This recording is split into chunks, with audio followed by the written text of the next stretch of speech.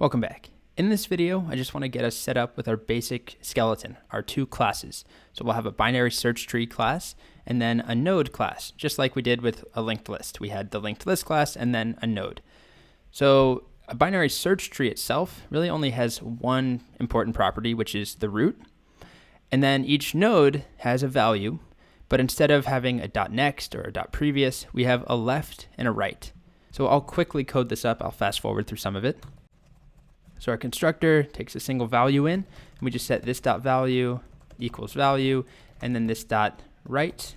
I like to do the left first. I don't know why. And this dot right. It doesn't matter at all.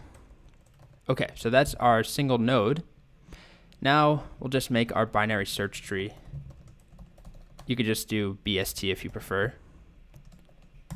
And inside of that, we'll have our constructor. It doesn't take anything.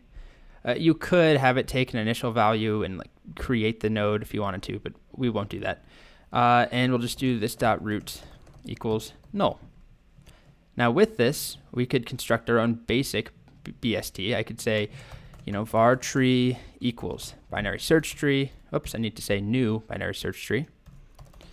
And then we could do tree dot root equals new node, let's say with the value of 10.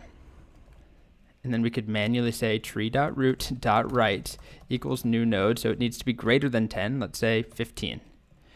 Tree.root.left equals new node of what's something less than 10? How about 7? And we could keep going. I'll just do one more level. Let's do tree.root.left.right. So this needs to be less than 15 because it's to the left of it, but it also needs to be greater than 7. So let's say, it needs to be less than 10 and greater than 7. So let's go with 8, actually 9. I like odd numbers.